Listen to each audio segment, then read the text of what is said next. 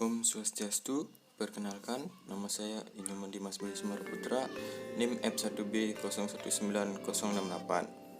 Nah, sekarang saya akan menjelaskan tentang program e-commerce yang memiliki dua fitur, yakni login sebagai admin atau pemilik dan login sebagai user atau pembeli.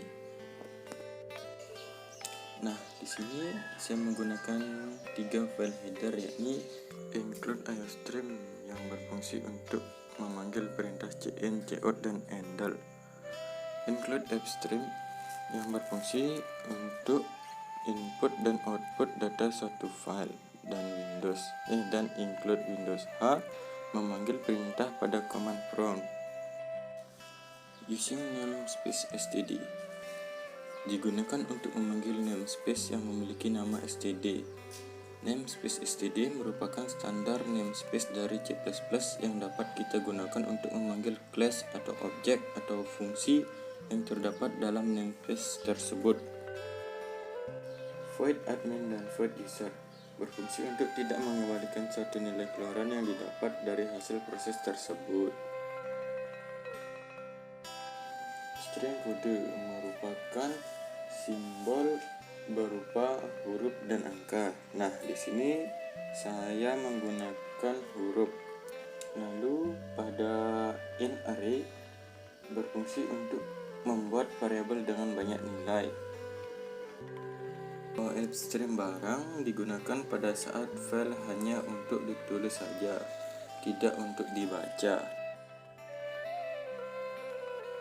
Int main merupakan bagian dari pendeklarasian fungsi utama, di mana fungsi utama ini yang pertama kali yang dieksekusi.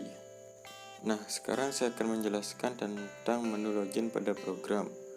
Sistem CLS merupakan fungsi untuk membersihkan layar pada program yang akan dijalankan, sehingga program dapat menentukan saat akan menghapus data yang dijalankan tanpa keluar dan login kembali ke program. Nah, ini merupakan tampilan awal pada program. Pada script ini saya menggunakan percabangan if else, di mana saat akan login pada user atau admin salah, maka tidak akan bisa masuk. Nah, sekarang saya akan menjelaskan void admin pada program ini. Void admin pada script ini saya menggunakan percabangan suitcase. Bisa kita lihat pada tampilan ini, jika admin memilih data list barang, maka admin dapat melihat data barang yang akan dibeli oleh user. Jika memilih 2 atau konfirmasi, maka admin mengkonfirmasi barang yang akan dibeli oleh user. Nah, ini saya menjelaskan tentang case 1 dan case 2. Yakni case 1 ini saya menggunakan program sistem barang txt.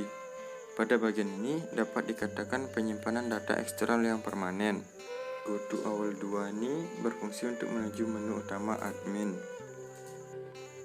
Nah, pada case 2 ini saya menggunakan barang titik open dalam kurung barang txt ios app. Barang titik open ini berfungsi untuk membuka file di mana barang adalah nama objeknya, sedangkan barang txt ios app berfungsi untuk menambahkan data pada suatu file, dan data ditambahkan pada akhir file, sehingga data yang sebelumnya pada file yang sama tidak hilang. Jika file yang dicari tidak ditemukan, maka program akan membuat ulang file baru. Barang titik close ini berfungsi untuk menutup file di mana simpan adalah nama objeknya. Jika yang dimasukkan selain nomor 1 dan 2, maka akan muncul tulisan yang Anda masukkan salah. Void user atau menu login user. Di sini saya menggunakan percabangan suitcase pada case 1, yakni barang yang tersedia, maka akan muncul daftar barang yang tersedia pada yang saya tandai ini. Selanjutnya case 2 ini yaitu notifikasi. Di sini kita bisa melihat barang user apakah sudah dikonfirmasi. Nah, baik, selanjutnya saya akan mencoba untuk menjalankan program ini. Masuk sebagai admin dan masuk sebagai user. Nah, mari kita jalankan. Nah, ini dia tampilan awalnya, dan kita masukkan kode sebagai admin.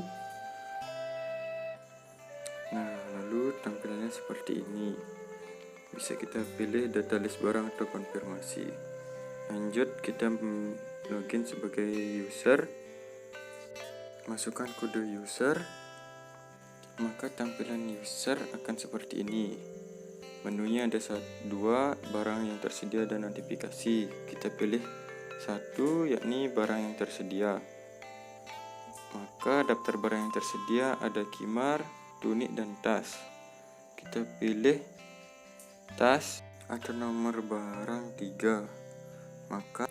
Maka Anda akan melihat tampilan terakhir, yakni Anda belanja tas harga Rp50.000. Silahkan cek struk belanjanya. Terima kasih.